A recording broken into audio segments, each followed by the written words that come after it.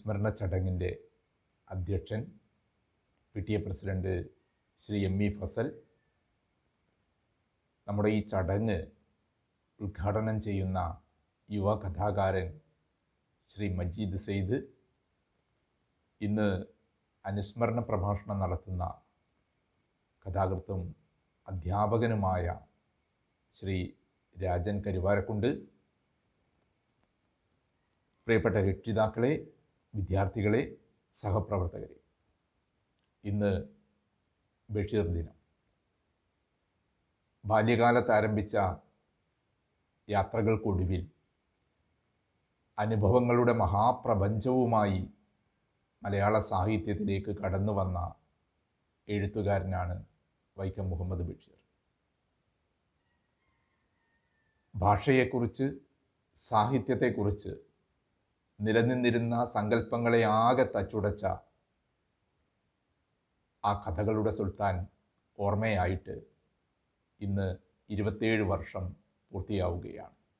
മുമ്പ് ബഷീറിൻ്റെ പ്രിയപത്നി ഫാബി ബഷീർ ഉൾപ്പെടെ പല പ്രമുഖരും നമ്മുടെ വിദ്യാലയത്തിലെത്തി ബഷീർ ദിനം ഉദ്ഘാടനം ചെയ്തിട്ടുണ്ട്. ഇന്നത്തെ ഈ ചടങ്ങിലും ഏറ്റവും അനുയോജ്യനായ ഒരു വ്യക്തിയെ തന്നെയാണ് നമുക്ക് ഉദ്ഘാടനത്തിന് വേണ്ടി ലഭിച്ചിരിക്കുന്നത്. ബഷീറിൻ്റെ ജന്മനാടായ തലയോലപ്പറമ്പുകാരനും മലയാള കഥാസാഹിത്യത്തിലെ യുവ എഴുത്തുകാരിൽ ശ്രദ്ധേയനുമായ ശ്രീ മജീദ് സെയ്ദ്. പ്രമേയത്തിൻ്റെയും ആഖ്യാനത്തിൻ്റെയും വ്യതിരിക്തത കൊണ്ട് വായനക്കാരെ അത്ഭുതപ്പെടുത്തുന്ന ഈ എഴുത്തുകാരൻ നമ്മുടെ വിദ്യാലയവുമായി അടുത്ത ബന്ധം പുലർത്തുന്നുണ്ട് എന്നത് നമുക്കേറെ സന്തോഷം നൽകുന്ന കാര്യമാണ്.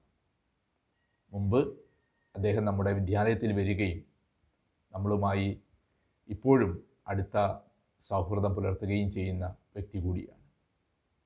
വളരെ സ്നേഹത്തോടുകൂടി, ആദരവോടുകൂടി അദ്ദേഹത്തെ ഈ ഉദ്ഘാടന ചടങ്ങിലേക്ക് സ്നേഹപൂർവ്വം ക്ഷണിക്കുകയാണ്. ഇന്ന് അനുസ്മരണ പ്രഭാഷണം നടത്തുന്നത് ഒട്ടേറെ കഥകളും നോവലുകളും മലയാള സാഹിത്യത്തിന് സംഭാവന നൽകിയ പ്രിയപ്പെട്ട അധ്യാപക സുഹൃത്ത് ശ്രീ രാജൻ കരുവാരക്കുണ്ടാണ്. ഹൃദയപൂർവ്വം അദ്ദേഹത്തെയും ഈ ചടങ്ങിലേക്ക് സ്വാഗതം ചെയ്യുന്നു. ചടങ്ങിൽ അധ്യക്ഷത വഹിക്കുന്ന പ്രിയപ്പെട്ട PTA president Shri ME Fazal, വിവിധ പ്രോഗ്രാമുകൾ അവതരിപ്പിക്കുന്ന വിദ്യാർത്ഥികൾ, പ്രിയപ്പെട്ട രക്ഷിതാക്കൾ, സഹപ്രവർത്തകർ, എല്ലാവരെയും ഈ ചടങ്ങിലേക്ക് സ്വാഗതം ചെയ്തുകൊണ്ട് ഇതിൻ്റെ അധ്യക്ഷ പദവി അലങ്കരിക്കുന്നതിന് വേണ്ടി PTA പ്രസിഡന്റ് ശ്രീ ME ഫസലിനെ ക്ഷണിച്ചുകൊണ്ട് നിർത്തുന്നു. നന്ദി, നമസ്കാരം. ബഷീർ അനുസ്മരണ പരിപാടിയുടെ മുഖ്യാതിഥികളായ കഥാകൃത്ത് മജീദ് സെയ്ദ്, രാജൻ കരുവാരക്കുണ്ട്, പുരുഷോത്തമൻ മാസ്റ്റർ, അധ്യാപകരെ, സ്നേഹം നിറഞ്ഞ വിദ്യാർത്ഥികളെ, മലയാളിയുടെ ഹൃദയങ്ങളിൽ എന്നും ജീവിച്ചിരിക്കുന്ന കഥയുടെ സുൽത്താൻ വൈക്കം മുഹമ്മദ് ബഷീറിൻ്റെ അനുസ്മരണ ദിനത്തിൽ നമ്മുടെ വിദ്യാലയം നിരവധി പരിപാടികളാണ് സംഘടിപ്പിക്കുന്നത്.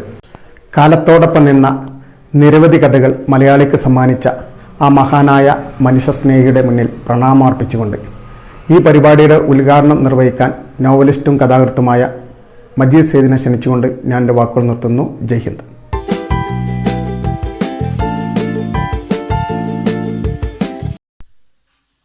നമസ്കാരം കൂട്ടുകാരെ. ജൂലൈ 5 മലയാള ഭാഷയുടെ പ്രശസ്തി ലോകസാഹിത്യത്തിൻ്റെ ഭൂപടത്തിൽ എഴുതി ചേർത്ത മഹാനായ ഒരു എഴുത്തുകാരൻ്റെ സ്മരണാ ദിനമാണ്.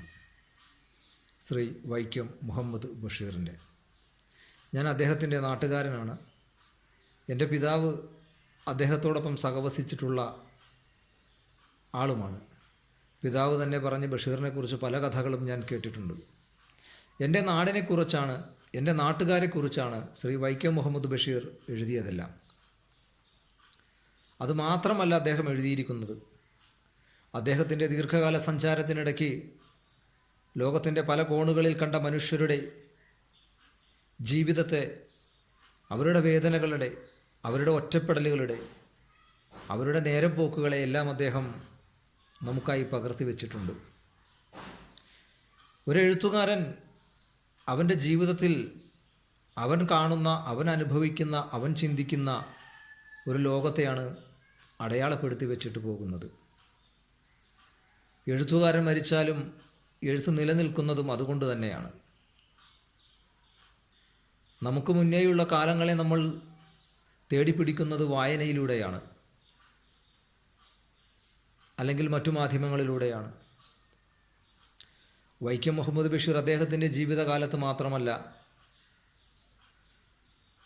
ഇനി വരുന്ന തലമുറകൾ ഉള്ളിടത്തോളം കാലം അദ്ദേഹം ഓർമ്മിക്കപ്പെടും അദ്ദേഹം എഴുതിയ കൃതികളുടെ പേരിൽ. വൈക്കം മുഹമ്മദ് ബഷീർ അദ്ദേഹത്തിൻ്റെ ജീവിതാനുഭവങ്ങളെക്കുറിച്ച് പ്രത്യേകിച്ച് ഞാൻ എടുത്തു പറയേണ്ടതില്ല. കാരണം മലയാളികളായ എല്ലാ മനുഷ്യരുടെയും ചർച്ചകളിൽ, ചിന്തകളിലൊക്കെ എഴുത്തുകാരുടെ ഇടയിൽ നിന്ന് ഏറ്റവും കൂടുതൽ കടന്നു പോകുന്നത് വൈക്കം മുഹമ്മദ് ബഷീറാണ് എന്നാണ് എനിക്ക് തോന്നുന്നത്. അതിന് കാരണം അദ്ദേഹത്തിൻ്റെ എഴുത്തു തന്നെയാണ്. വളരെ ലളിതമായ, നർമ്മം കുറുക്കിയ, ചിന്തകൾ ഉദ്ദീപിപ്പിക്കുന്ന രചനകളാണ് വൈക്കം മുഹമ്മദ് ബഷീർ നിർവഹിച്ചിട്ടുള്ളത്. കാലത്തോട് നോക്കി കാലാതീതമായി സംസാരിക്കുവാൻ കഴിഞ്ഞ അപൂർവം ചില പ്രതിഭകളിൽ ഒരാളാണ് വൈക്കം മുഹമ്മദ് ബഷീർ. അതുകൊണ്ട് തന്നെയാണ് ലോകഭാഷകളിലേക്ക്, ലോകത്തിലെ സാഹിത്യത്തെ സ്നേഹിക്കുന്ന ഒട്ടനവധി ഭാഷകളിലേക്ക് ബഷീറിൻ്റെ കൃതികൾ വിവർത്തനം ചെയ്യപ്പെട്ടത്. ഇന്നും ഒരുപോലെ നമുക്ക് വായിച്ചാസ്വദിക്കാൻ കഴിയുന്ന ഒരു എഴുത്തുകാരനായി ബഷീർ നിലനിൽക്കുന്നതും, ഒരു മഹാമേരുവായി, ഒരു മഹാപർവ്വതമായി ബഷീർ നിലകൊള്ളുന്നതും അദ്ദേഹത്തിൻ്റെ ആ എഴുത്തു വൈശിഷ്ട്യം കൊണ്ട് മാത്രമാണ്. സ്വന്തം ജീവിതത്തിൻ്റെ പരിസരത്ത് നിന്ന് കഥാപാത്രങ്ങളെ പടച്ച്, അല്ലെങ്കിൽ കഥാപാത്രങ്ങളെ പേരിറക്കി കൈപിടിച്ച് വിളിച്ചു കൊണ്ടുവന്ന് നമ്മുടെ വായനയുടെ പൂമുഖത്ത് പ്രതിഷ്ഠിച്ചു തരുമ്പോൾ ഒരുപക്ഷെ വൈക്കം മുഹമ്മദ് ബഷീർ പോലും ചിന്തിച്ചിട്ടുണ്ടാവില്ല ഈ കഥാപാത്രങ്ങളായിരിക്കും, അല്ലെങ്കിൽ ഈ കഥാപാത്രങ്ങളിലൂടെ ആയിരിക്കും ഒരുപക്ഷെ ഞാൻ എൻ്റെ ലോകത്തെ നാളെ നിങ്ങളോട് പറയുന്നതെന്ന്. അതാണ് ഒരു എഴുത്തുകാരൻ്റെ പൂർണ്ണമായ വിജയം, ഒരു പരിപൂർണമായ വിജയമെന്ന് ഞാൻ വിശ്വസിക്കുന്നു. നമ്മുടെ ജീവിതത്തെ ഒളിഞ്ഞും മറഞ്ഞും തെളിഞ്ഞും ഒക്കെ നമുക്ക് അടയാളപ്പെടുത്താൻ, നാളെ അതൊന്ന് ഓർമ്മപ്പെടുത്താൻ, ഞാനിങ്ങനെ കഴിഞ്ഞു പോയിരുന്നു എന്നൊന്ന് ഓർമ്മപ്പെടുത്തുവാൻ ഒരു എഴുത്തുകാരന് സാധിക്കുന്നത് അവൻ്റെ രചനകളിലൂടെയാണ്. അത്തരത്തിൽ നോക്കുമ്പോൾ പൂർണ്ണാർത്ഥത്തിൽ വിജയിച്ച മലയാളത്തിൻ്റെ എഴുത്ത് സുൽത്താൻ തന്നെയാണ് വൈക്കം മുഹമ്മദ് ബഷീർ എന്ന് തീർച്ചയായും നമുക്ക് മനസ്സിലാവുന്നതാണ്.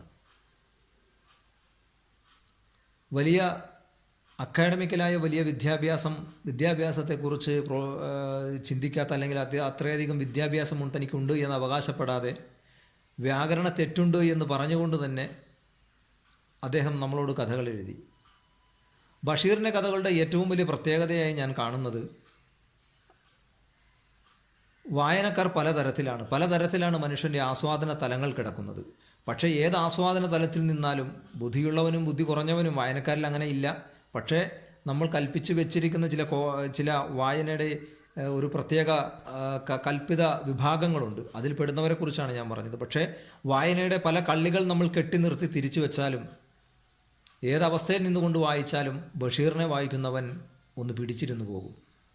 അല്ല, ബഷീറിൻ്റെ കഥകളിലൂടെ, ബഷീറിൻ്റെ വാക്കുകളിലൂടെ, ബഷീറിൻ്റെ അക്ഷരങ്ങളിലൂടെ നമ്മൾ സംസാരിക്കുമ്പോൾ സ്വയം മറന്ന് മറ്റൊരു ലോകത്തേക്ക് നമ്മൾ അടുപ്പിക്കപ്പെടും. അതുകൊണ്ട് തന്നെയാണ് മരിച്ച് ഇത്രയും നാളുകളായിട്ടും അദ്ദേഹത്തെ ഏറ്റവും കൂടുതലായി സംസാരിക്കുകയും ഏറ്റവും കൂടുതലായി ഓർമ്മിക്കുകയും സാഹിത്യത്തിൻ്റെ സുൽത്താൻ എന്ന പദം കൊടുത്ത് ഈ കേരളക്കര അദ്ദേഹത്തെ ആദരിക്കുകയും ചെയ്തിട്ടുള്ളത്. തീർച്ചയായും കിഴിപറമ്പ് സ്കൂളിനോട് വളരെ വ്യക്തിപരമായ അടുപ്പമുള്ള ഒരു എഴുത്തുകാരൻ കൂടിയാണ് ഞാൻ. എൻ്റെ എഴുത്തിനൊപ്പം നിന്നിട്ടുള്ള ആ സ്കൂളിലെ പ്രിയപ്പെട്ട അധ്യാപകരും വിദ്യാർത്ഥികളും ഒക്കെ വൈക്കം മുഹമ്മദ് ബഷീറിൻ്റെ മഹാനായ എഴുത്തുകാരൻ്റെ പേരിൽ ഒരു സ്മരണാദിനം സംഘടിപ്പിക്കുന്നു എന്നറിഞ്ഞതിൽ വളരെയധികം ആനന്ദിച്ച ഒരാളാണ് ഞാൻ. ആ സ്മരണാദിനത്തിനെ ഔപചാരികമായി ഉദ്ഘാടനം പറയുക എന്ന ഒരു കർത്തവ്യമാണ് എനിക്ക് തന്നിട്ടുള്ളത്. അതും എന്നെ വളരെയധികം സന്തോഷപ്പെടുത്തുന്നു. വൈക്കം മുഹമ്മദ് ബഷീറിനെ നാട്ടിൽ നിന്നുകൊണ്ട് എഴുത്തിലേക്ക് പിച്ചവെക്കുന്ന എന്നെപ്പോലുള്ള ഒരാൾക്ക് വലിയൊരു പ്രചോദനമാണ് നിങ്ങളുടെ ഈ സ്വീകരണം. തീർച്ചയായും ഞാൻ നീട്ടുന്നില്ല. മഹാനായ എഴുത്തുകാരൻ തലമുറകളുള്ളിടത്തോളം കാലം അനശ്വരമായ തൻ്റെ കൃതികളിലൂടെ ജീവിക്കട്ടെ എന്ന് പ്രാർത്ഥിച്ചുകൊണ്ട് കിഴുപറമ്പ് സ്കൂളിലെ അധ്യാപകരും വിദ്യാർത്ഥികളും ചേർന്ന് സംഘടിപ്പിച്ച ഈ ബഷീർ അനുസ്മരണം ഉദ്ഘാടനം ചെയ്തതായി ഞാൻ അറിയിക്കുന്നു. നന്ദി, നമസ്കാരം.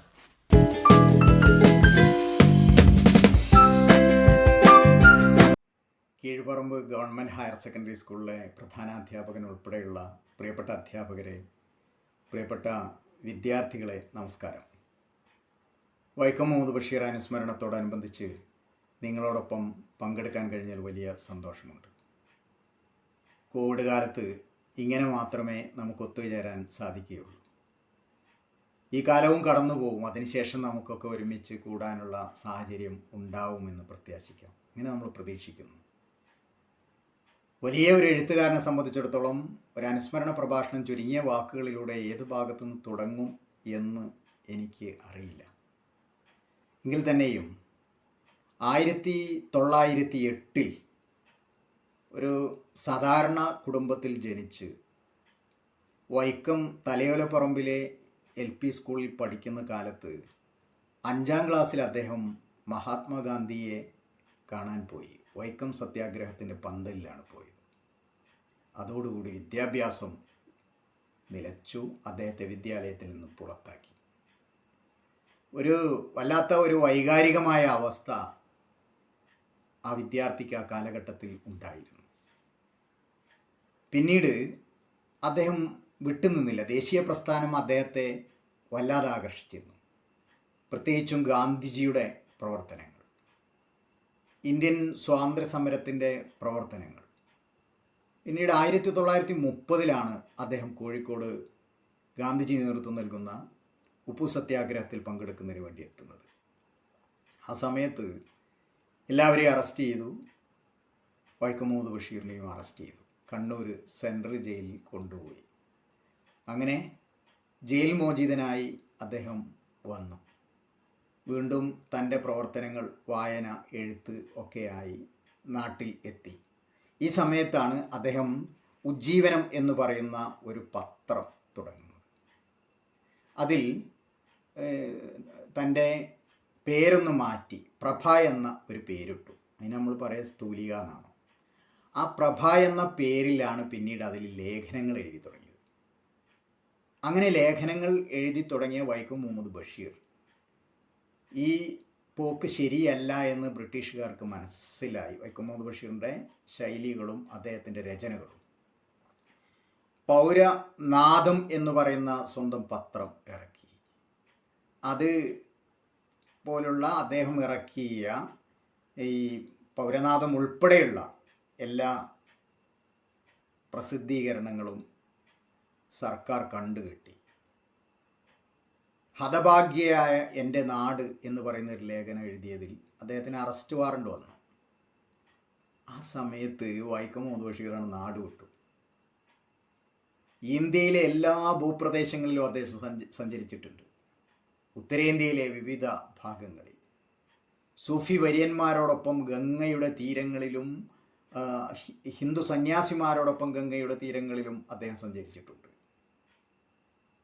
ഈ യാത്രയിൽ അദ്ദേഹം ജീവിതം മനസ്സിലാക്കുകയായിരുന്നു, അനുഭവിക്കുകയായിരുന്നു. നോക്കൂ, അങ്ങനെയാണ് അദ്ദേഹം പാചകക്കാരനായി ജോലി ചെയ്തിട്ടുണ്ട്, കൈനോട്ടക്കാരനായിട്ടുണ്ട്, തെരുവിൽ കൈനോട്ടക്കാരനായി ഇരുന്നിട്ടുണ്ട്. അതേപോലെ തന്നെ അദ്ദേഹം പഴക്കച്ചവടം ചെയ്തിട്ടുണ്ട്. അതുപോലെ കണക്കെഴുത്തുകാരനായിട്ട് ഇരുന്നിട്ടുണ്ട്, ആട്ടിടയനായി ജോലി ചെയ്തിട്ടുണ്ട്, ഹോട്ടൽ മാനേജറായി ജോലി ചെയ്തിട്ടുണ്ട്. ചെയ്യാത്ത പണികൾ ഇല്ല. ഈ 10 വർഷക്കാലം അദ്ദേഹം എല്ലാ ജോലിയും ചെയ്തു എന്നുള്ളതാണ്. ഇങ്ങനെയുള്ള ഒരു ചുറ്റുപാടായിരുന്നു അദ്ദേഹത്തിൻ്റെ 10 വർഷക്കാലത്തെ ദേശസഞ്ചാരം. ജീവിതം എന്താണ് എന്ന് നേരിൽ കാണുകയും അത് അനുഭവിക്കുകയും ചെയ്യായിരുന്നു. ആ അനുഭവമാണ് നമുക്കൊക്കെ വായനയിൽ ബഷീറിനെ വേറിട്ട് നിർത്തുന്നത് എന്ന് മനസ്സിലാക്കാൻ സാധിക്കും. ഏത് കൃതികൾ പരിശോധിച്ചാലും. അങ്ങനെ 10 വർഷത്തിന് ശേഷം അദ്ദേഹം വീണ്ടും നമ്മുടെ നാട്ടിലെത്തി. പോലീസ് പിടിച്ചു. തിരുവനന്തപുരം സെൻട്രൽ ജയിലിൽ 2.5 കൊല്ലം. ആ സമയത്താണ് ജയിലിലിരുന്നു കൊണ്ടാണ് അവിടെ നിന്നാണ് അദ്ദേഹം ഈ തൻ്റെ ആദ്യത്തെ നോവൽ എഴുതുന്നത്, പ്രേമലേഖനം. തുടർന്ന് ബാല്യകാലസഖി, എൻ്റെ ഉപ്പാപ്പാക്കൊരാനുണ്ടായിരുന്നു, മതിലുകൾ തുടങ്ങി ശബ്ദങ്ങൾ തുടങ്ങി എത്രയോ രചനകൾ. വിശപ്പിൻ്റെ തീക്ഷ്ണമായ അവതരണം ആയിട്ടുള്ള ജന്മദിനം, ഒരു മനുഷ്യൻ, ടൈഗർ. അതേപോലെ തന്നെ ബഷീറിൻ്റെ കഥാപാത്രങ്ങൾക്കും പ്രത്യേകതയുണ്ട്. പൊൻകുരിശ് തോമ, എട്ടുകാലി മമ്മൂഞ്ഞ്, ഇങ്ങനെ ആനവാരി രാമൻ നായർ, എല്ലാ കഥാപാത്രങ്ങളും ഇക്കാലത്തും കേരളത്തിൻ്റെ വിവിധ ഭാഗങ്ങളിലുണ്ട് എന്ന് നമുക്ക് നിരീക്ഷിക്കുമ്പോൾ മനസ്സിലാവും. ഇനി ബഷീറിൻ്റെ രചനയുടെ ഒരു പ്രത്യേകത ഉണ്ട്. ഏത് അക്ഷരം, മലയാള അക്ഷരം കൂട്ടി വായിക്കാൻ കഴിയുന്ന ഏതൊരാൾക്കും വായിക്കാൻ സാധിക്കുന്നതാണ്. ഏത് ഗൗരവമായ കാര്യവും നർമ്മരസത്തിലൂടെയാണ് അദ്ദേഹം പറയാം. പാത്തുമ്മയുടെ ആടിലെ ഒരു വാചകം ഞാൻ ഓർക്കുകയാണ്, ഠും പാത്തുമ്മയുടെ ആട് പെറ്റു. ഇങ്ങനെ ആ ഒരു മുഹൂർത്തം കിട്ടാൻ വേണ്ടിയിട്ട് അദ്ദേഹം ഒരുപാട് ചിന്തിച്ചിട്ടുണ്ട് എന്ന് ഒരിക്കൽ പറയുണ്ടായി. ഞാൻ ഏതായാലും എഴുത്തിലേക്ക് പോകുന്നേയില്ല, അതിനുള്ള സമയമില്ല. സവിശേഷതകൾ 1-2 കൂടി പറഞ്ഞ് അവസാനിപ്പിക്കാം. ഭാഷാപരമായ സവിശേഷത ഏറ്റവും സാധാരണക്കാരന് വായിക്കാം, പണ്ഡിതനും വായിക്കാം, ഏത് നിലവാരത്തിലുള്ള ആളുകൾക്കും ബഷീർ കൃതികൾ വായിക്കാം. പ്രമേയം, സമൂഹത്തിൻ്റെ ഏറ്റവും അടിത്തട്ടിലുള്ള ആളുകളുടെ വേദനകളും ദുഃഖങ്ങളുമാണ് ബഷീറിൻ്റെ രചന.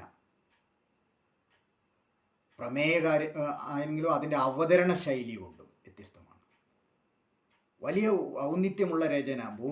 ഭൂമിയുടെ അവകാശികൾ, പ്രകൃതിയിൽ മനുഷ്യനും മാത്രമുള്ളതല്ല ഈ ഭൂപ്രകൃതി, ഈ ദേശം അല്ലെങ്കിൽ ഈ സ്ഥലം, 2 ഏക്കർ സ്ഥലം എനിക്ക് മാത്രമുള്ളതല്ല, സർവചരാചരങ്ങളുടേതുമാണ് ഭൂമി. പ്രകൃതിയും മനുഷ്യനും 2 അല്ല 1 എന്ന് സന്ദേശം നൽകുന്ന അതിമനോഹരമായ ആഖ്യാനം ഭൂമിയുടെ അവകാശികൾ. ഇങ്ങനെ ഓരോ കൃതിയും വ്യത്യസ്തമാണ്. ഓരോ കൃതിയും നിങ്ങളോട് പറയണമെന്ന് എനിക്കുണ്ട്. ഈ ചുരുങ്ങിയ സമയത്ത് ഞാൻ കൂടുതൽ ഒന്നും പറയുന്നില്ല. മറ്റൊരവസരത്തിൽ നമുക്ക് കാണാൻ പറ്റുമെന്ന് പ്രത്യാശിക്കുന്ന ആളാണ് ഞാൻ. കീഴ്പറമ്പിൽ ഞാൻ വന്നിട്ടുണ്ട്, ഒരു പ്രാവശ്യം വന്നിട്ടുണ്ട്. ഏതായാലും അടുത്ത ഒരവസരത്തിൽ നമുക്ക് ഒരുമിക്കാം. ഈ ബഷീർ അനുസ്മരണ ദിനത്തിൽ നിങ്ങൾക്കെല്ലാം ഭാവുകങ്ങളും നേർന്നുകൊണ്ട് നിർത്തുന്നു. നന്ദി, നമസ്കാരം.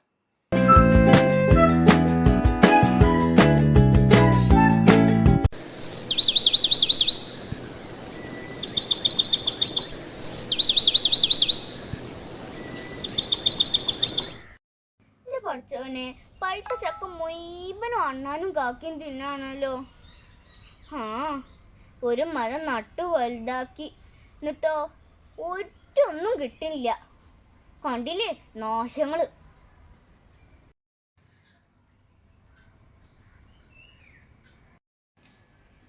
വരിക്കപ്ലാവിലെ ചക്ക മുഴുവനും അണ്ണാനും കാക്കിയും തിന്നുന്നു. റംബൂട്ടാൻ, ആറ്റച്ചക്ക എല്ലാം പക്ഷികളും മാവലും കൊണ്ടുപോകുകയാണല്ലോ. നിങ്ങൾ ഇതൊന്നും കാണുന്നില്ലേ? ഞാൻ എല്ലാം കാണുന്നുണ്ട്. എന്നിട്ട് നിങ്ങൾക്ക് ഒരു വിഷമം ഇതുവരെ തോന്നിയില്ലേ? അതാണല്ലോ രസം. ഒരു താങ്ങുമില്ലാതെ കോടാനുകോടി കോളങ്ങളെ നിലനിർത്തിയിരിക്കുന്ന ദൈവം തമ്പുരാൻ ഭൂമിയിൽ ജീവികൾക്കായി എന്തെല്ലാം സൃഷ്ടിച്ചിരിക്കുന്നു. അത് നല്ല കൂത്ത്. നിങ്ങൾ എന്താ കഥ പറയാ? കഥയല്ലിത്, ദൈവം തമ്പുരാന്റെ മായ. പഴങ്ങൾ, പുഷ്പങ്ങൾ, കിഴങ്ങുകൾ, ധാന്യങ്ങൾ, വെള്ളം, വായു, പിന്നെ ചൂടും വെളിച്ചവും. നിങ്ങളോട് പറഞ്ഞിട്ട് ഒരു കാര്യമില്ല. ഞാൻ അകത്തേക്ക് പോകുക. ഭൂമിയിലെ ഉൽപ്പന്നങ്ങളുടെ എല്ലാം അവകാശികളാണ് ജന്തുക്കളും പക്ഷികളും കൃമികീടങ്ങളും വൃക്ഷങ്ങളും ചെടികളും മറ്റും. ഈ പരമാർത്ഥം എപ്പോഴെങ്കിലുമൊക്കെ നമ്മൾ ഓർക്കുന്നത് നല്ലതാണെന്ന് തോന്നുന്നില്ലേ? നല്ല കൂത്ത്. ഞാൻ ഞാനൊരു കാര്യം പറഞ്ഞാൽ അങ്ങേക്ക് മുഷിയുമോ? ഒട്ടും മുഷിയില്ല. വച്ച് കാച്ച്. എന്നാലേ ഭവാനെ പോലെയുള്ളവർ കല്യാണം കഴിച്ച് ഭാര്യയും മക്കളും മൊത്തം ജീവിക്കുന്നതിന് പകരം വല്ല കാട്ടിലോ ഗുഹയിലോ ചെന്ന് അനങ്ങാതെ ഇരുന്ന് തപസ് ചെയ്യുന്നതല്ലേ നല്ലത്. എന്തിനും ഞാൻ റെഡിയാണ്. തിന്നാനും കുടിക്കാനും പുറം മതി തരാൻ നീയുണ്ടെങ്കിൽ ഏത് ഗുഹയിലും താമസിച്ച് ഞാൻ ഘോരഘോരം തപസ് ചെയ്യും. എന്നാലേ എനിക്ക് ഒരു കാട്ടിലേക്കും വരണ്ട. നമ്മുടെ വീടായ ഈ ഗുഹ തന്നെ മതി. പക്ഷേ പാമ്പിനെയും ചേരയെയും പല്ലിയെയും ഒക്കെ ഈ ഗുഹയിലേക്ക് കയറ്റുന്നത് എനിക്കിഷ്ടമല്ല. നിന്നോട് യോജിക്കുന്നവരുടെ പ്രവർത്തനങ്ങൾ ഞാൻ കാണുന്നുണ്ട്. 500 കൊല്ലത്തിനകത്ത് ഈ ഭൂമിയിലുള്ള സർവ്വ ജന്തുക്കളെയും പക്ഷികളെയും മനുഷ്യൻ കൊന്നൊടുക്കും. മരങ്ങളും ചെടികളും നശിപ്പിക്കും. എന്നിട്ട് മനുഷ്യൻ മാത്രം അവശേഷിക്കും. ആ എന്നിട്ടെല്ലാവരും ഒന്നടങ്കം ചാവും. അത് സാരില്ല, അത് അന്നല്ലേ. ഇപ്പൊ നിങ്ങള് വന്ന് ആ പൈത്ത ചക്ക ഏണി വെച്ച് കേറിട്ടെന്നാണ് ഞാനും എന്റെ മക്കളും പശുക്കളും തിന്നട്ടെ. നീ ഈ ഏണി ഒന്ന് ശരിക്ക് പിടിച്ചേ. ഞാൻ ശരിക്കും പിടിച്ചിട്ടുണ്ട്. നിങ്ങൾ ധൈര്യമായിട്ട് കേറിക്കോ. പക്ഷികളെ അണ്ണാനെ ക്ഷമിക്കുക. നിങ്ങൾ ചുമ്മാതിരുന്ന് ഈ പല്ലിനും പാറ്റേനെയും കുറിച്ച് ആലോചിച്ചിരിക്കല്ലേ വേണ്ട. നമ്മുടെ വീടും പറമ്പും നോക്കണം. അവറ്റോളുടെ കാര്യം ദൈവം നോക്കിക്കോളും. ദൈവം തമ്പുരാന് സ്തുതി. ഭവതി പറ. നിങ്ങളൊരു കാര്യം കണ്ടോ? എന്ത്? പെരയ്ക്ക് പുറത്ത് ചുമരിനോടടുത്ത് ചോണനുറുമ്പുകൾ കുഴി കുത്തി പാർക്കാൻ തുടങ്ങിയപ്പോ തീയിട്ട് നശിപ്പിക്കാൻ തുടങ്ങിയതല്ലേ ഞാൻ. അന്നെന്നെ വിലക്കിയ ആളാ. ഇന്ന് ആ ഉറുമ്പുകളെല്ലാം പെരയ്ക്കകത്താ താമസം. വീടിന്റെ മോന്തായ മൊത്തം ചെതല് തിന്നു തീർത്തു. ആ ഉറുമ്പിനെയും ചെതലിനെയും കൊല്ലണം. ഹിംസ എനിക്ക് വയ്യ. നമ്മെ ഉപദ്രവിക്കുന്നവരെ നമ്മൾ തിരിച്ചും ഉപദ്രവിക്കണം. അതിലെന്താ തെറ്റ്? അത് വേണ്ട. ദൈവം തമ്പുരാൻ എന്ത് പറയും? സ്നേഹത്തോടെ പെരുമാറുക. ഓ, എനിക്ക് ഈ പ്രപഞ്ചത്തെ എല്ലാം സ്നേഹത്തോടെ ആലിംഗനം ചെയ്യാൻ തോന്നുന്നുണ്ട്. ഞാനും നമ്മുടെ മക്കളുമാണ് പ്രപഞ്ചമെന്ന് ആലോചിച്ചാൽ മതി. അത്രയ്ക്ക് ചെറുതാവാൻ വയ്യ. എന്നാലേ നിങ്ങൾ വലുതായിക്കോ. വലിയ മുട്ടൻ. ഞമ്മൾ ആത്തേക്ക് പോണു.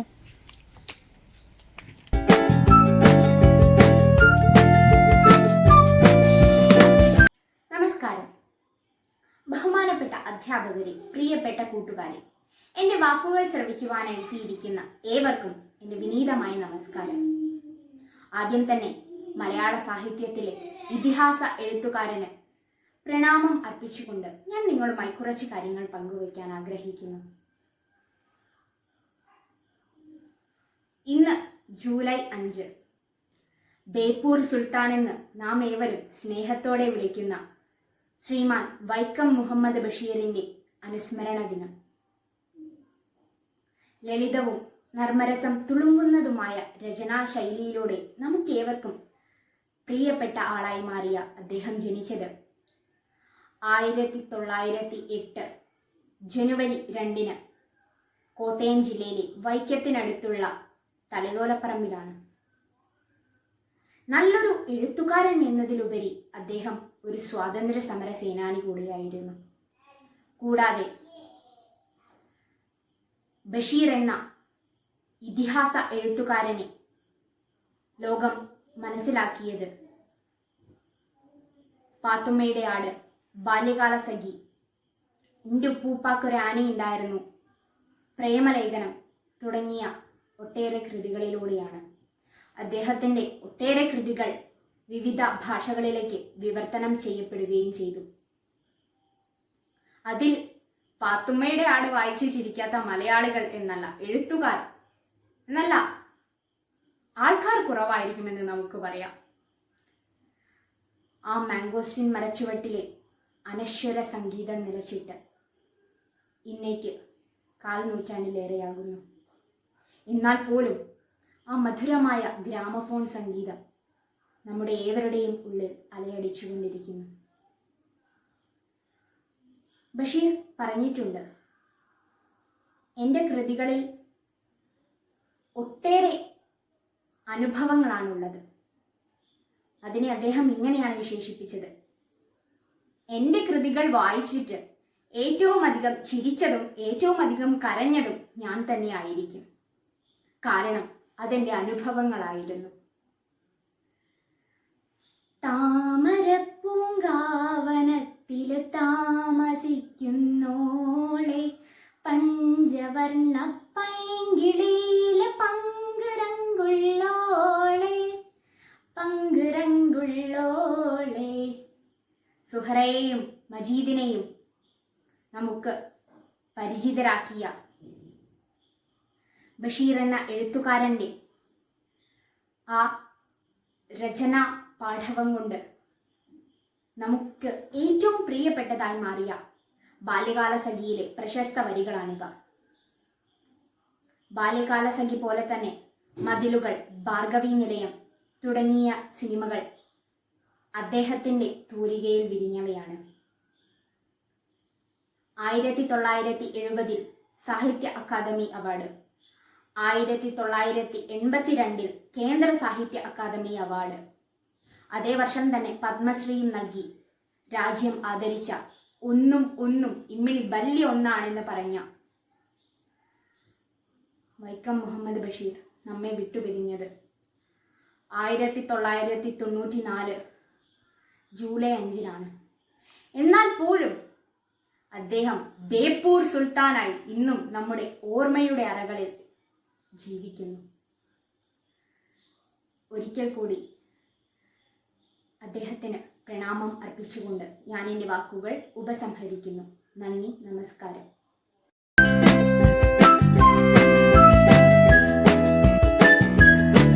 ഹലോ, ഞാൻ അന ഫാത്തിമ ഇ. ക്യൂപറമ്പ് ഗവൺമെന്റ് സ്കൂളിൽ 5Cയിൽ പഠിക്കുന്നു. നമസ്കാരം. ബേപ്പൂർ സുൽത്താൻ എന്ന വൈക്കം മുഹമ്മദ് ബഷീറിന്റെ ജന്മദിനമാണ് ജൂലൈ 5.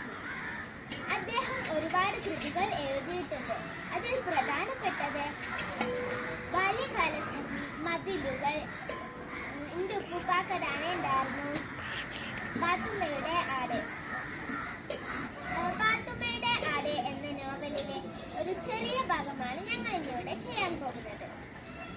പാത്തുമ്മയുടെ ആട് ബഷീറിന്റെ ബാല്യകാലസഖിയും മതിലുകളും നല്ല അസ്സലായി തിന്നു തീർത്ത് ബഷീറിന്റെ പുതപ്പ് തിന്നാൻ ഒരുങ്ങുകയാണ്. സുന്ദരി, ആ പുതപ്പ് തിന്നരുത്. അതിന് 100 രൂപ വിലയുണ്ട്. അതിന്റെ കോപ്പി എന്റെ പക്കൽ വേറെ ഇല്ല. ബുക്ക് വേറെയുമുണ്ട്.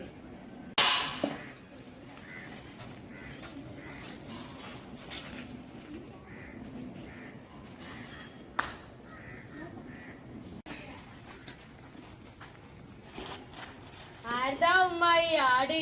നമ്മുടെ പാത്തുമ്മാന്റെ ആടാണത്. അതിനല്ലേ ഇത്ര സ്വാതന്ത്ര്യം? അതെ. ഞങ്ങൾട്ടാ പോണേ, എന്നെ സഹായിക്കടി. ഉമ്മ ആട്. ഓളൊരാടി. ഇങ്ങോട്ട് വാടി. എല്ലാവരും ആടിന് കഞ്ഞിക്കെല്ലാം കൊടുത്തോ? 100 കൂട്ടം പണിയുണ്ട്. അപ്പഴാ എന്റെ ആടി. നിങ്ങളാരും ഒന്നും ചെയ്യണ്ട. എന്റെ ആട് പറട്ടെ, അപ്പൊ കാണിച്ചു തരുന്നു.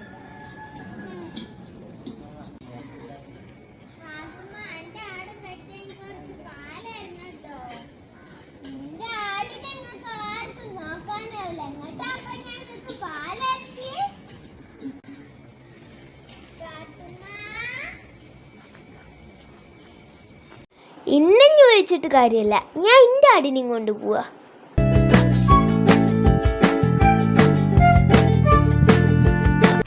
ബഹുമാനപ്പെട്ട അധ്യാപകരെ, എന്റെ പ്രിയപ്പെട്ട കൂട്ടുകാരെ, ഞാനിവിടെ പറയാൻ പോകുന്നത് കഥ എഴുതി സ്വയം കഥയായി മാറിയ വൈക്കം മുഹമ്മദ് ബഷീറിനെ കുറിച്ചാണ്. ഇന്ന് ജൂലൈ 5. നോവലിസ്റ്റും കഥാകൃത്തും സ്വാതന്ത്ര്യ സമര സേനാനിയുമായിരുന്ന ബേപ്പൂർ സുൽത്താൻ വൈക്കം മുഹമ്മദ് ബഷീറിന്റെ ഓർമ്മ ദിവസമാണ്. 1908 ജനുവരി 21 കോട്ടയം ജില്ലയിലെ തലയോലപ്പറമ്പിൽ കായി അബ്ദുറഹ്മാന്റെയും കുഞ്ഞാച്ചുമ്മയുടെയും മൂത്ത മകനായിട്ടാണ് ബഷീറിന്റെ ജനനം. സ്കൂൾ വിദ്യാഭ്യാസ സമയത്ത് തന്നെ അദ്ദേഹം സ്വാതന്ത്ര്യ സമരത്തിൽ പങ്കെടുത്തിരുന്നു.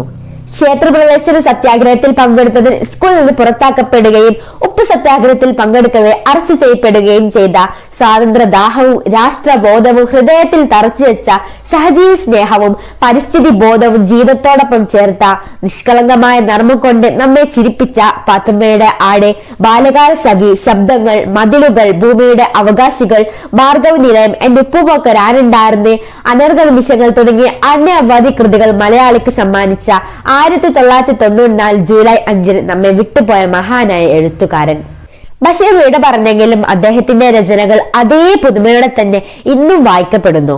കാരണം അവ ഓരോന്നും ഓരോ പാഠപുസ്തകങ്ങളാണ്, ജീവിതമെന്തെന്ന് കാട്ടിത്തരുന്ന മഹത്തായ പാഠപുസ്തകങ്ങൾ. ബഷീർ കഥകളിൽ ഫലിതഭാവം മുന്നിട്ട് നിൽക്കുന്നു.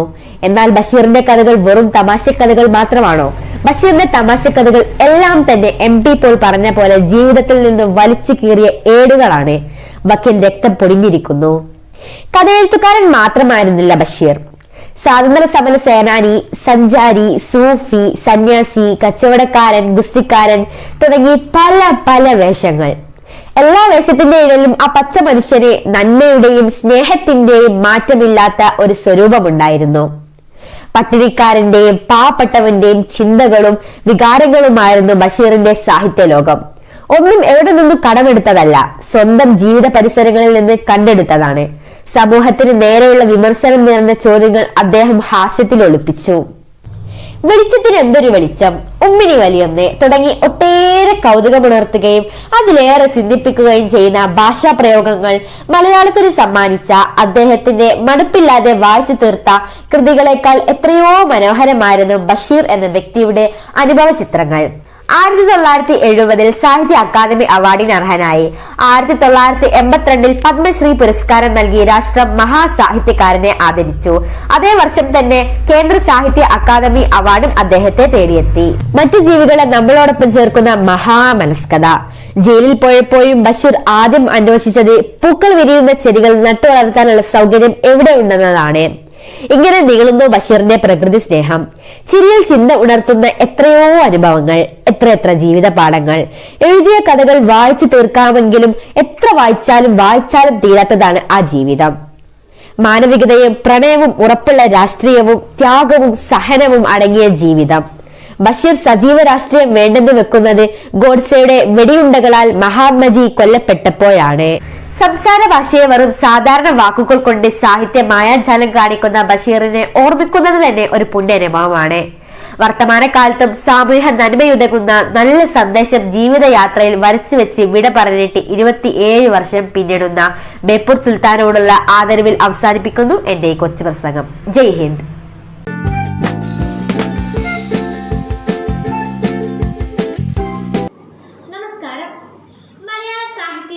തനതായ വ്യക്തിമുദ്ര പതിപ്പിച്ച എഴുത്തുകാരനാണ് വൈക്കം മുഹമ്മദ് ബഷീർ എന്ന ബേപ്പൂർ സുൽത്താൻ. മലയാള ചെറുകഥയെയും നോവലിനെയും പുതിയ ദിശയിലേക്ക് നയിച്ച ഇദ്ദേഹം കോട്ടയം ജില്ലയിലെ വൈക്കത്തിനടുത്ത് തലയോലപ്പറമ്പിൽ 1908 ജനുവരി 21 ജനിച്ചു. കായി അബ്ദുറഹ്മാന്റെയും കുഞ്ഞാത്തുമ്മയുടെയും 6 മക്കളിൽ മൂത്തയാളായിരുന്നു ബഷീർ. അബ്ദുൽ ഖാദർ, പാത്തുമ്മ, ഹനീഫ, ആനുമ്മ, അബൂബക്കർ എന്നിവരായിരുന്നു സഹോദരങ്ങൾ. പ്രാഥമിക വിദ്യാഭ്യാസം തലയോലപ്പറമ്പിലെ മലയാളം പള്ളിക്കൂടത്തിലും വൈക്കം ഇംഗ്ലീഷ് സ്കൂളിലുമായിരുന്നു. 5ാം ക്ലാസ്സിൽ പഠിക്കുന്ന സമയത്ത് കേരളത്തിലെത്തിയ ഗാന്ധിജിയെ കാണാൻ വീട്ടിൽ നിന്നും ഒളിച്ചോടിയതാണ് ബഷീറിന്റെ ജീവിതത്തിൽ വഴിത്തിരിവായത്. കാൽനടയായി എറണാകുളത്ത് ചെന്ന് കാളവണ്ടിയിൽ കയറി കോഴിക്കോടെത്തിയ ബഷീർ സ്വാതന്ത്ര്യ സമര രംഗത്തേക്ക് എടുത്തുചാടി. ഗാന്ധിജിയെ തൊട്ടു എന്ന് പിൻകാലത്ത് അദ്ദേഹം അഭിമാനത്തോടെ പരാമർശിച്ചിട്ടുണ്ട്.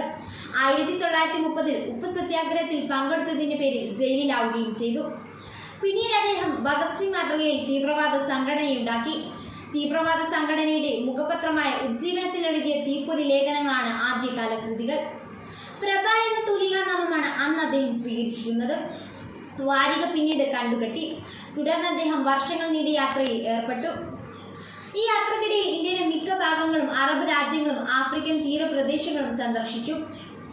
കഷ്ടപ്പാടുകൾ നിറഞ്ഞ ആ യാത്രയിൽ ബഷീർ പല ജോലികളിലും ഏർപ്പെട്ടിരുന്നു. ഉത്തരേന്ത്യയിൽ ഹിന്ദു സന്യാസിമാരുടെയും സൂഫിമാരുടെയും കൂടെ ജീവിച്ചു. പാചകക്കാരനായി മാജിക്കുകാരന് സഹായിയായും കഴിഞ്ഞു.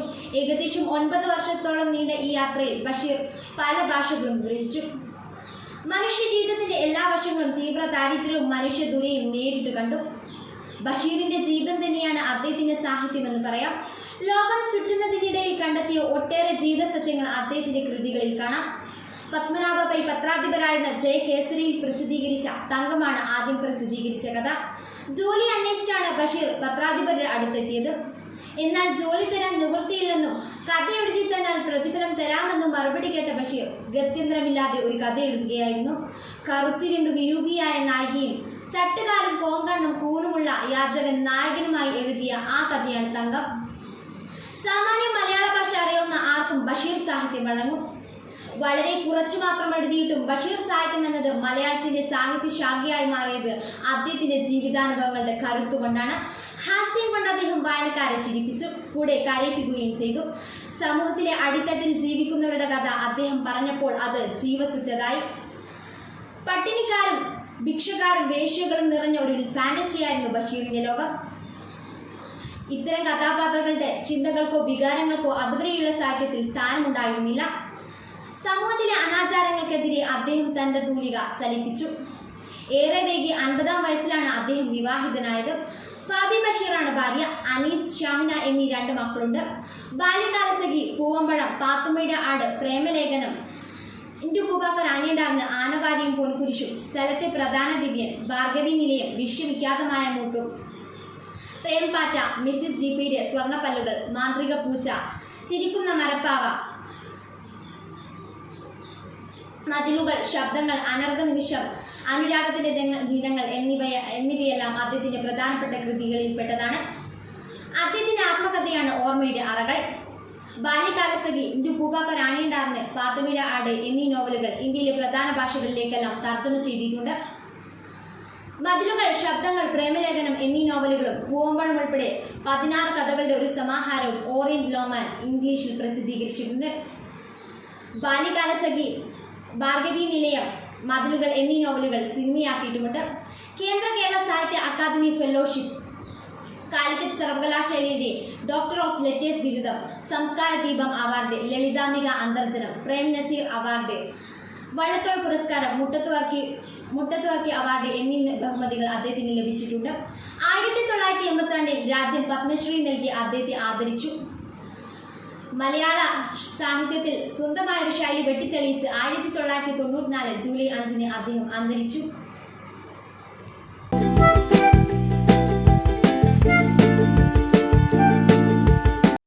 പ്രിയപ്പെട്ടവരെ, നമസ്കാരം. ഈ പരിപാടി ഉദ്ഘാടനം ചെയ്യാനെത്തിയ എഴുത്തുകാരനും പ്രിയ സുഹൃത്തുമായ ശ്രീ മജീദ് സെയ്ദ്, ബഷീർ അനുസ്മരണ പ്രഭാഷണം നടത്തിയ ശ്രീ രാജൻ കരുവാരക്കുണ്ട്, പരിപാടി സംഘടിപ്പിച്ച നമ്മുടെ പ്രിയപ്പെട്ട പുരുഷോത്തമൻ മാഷ്, പരിപാടിയുമായി സഹകരിച്ച എല്ലാ ആളുകൾക്കും ഈ സ്കൂളിൻ്റെ പേരിലും എൻ്റെ പേരിലും ഹൃദ്യമായ നന്ദി രേഖപ്പെടുത്തുന്നു. Thank you.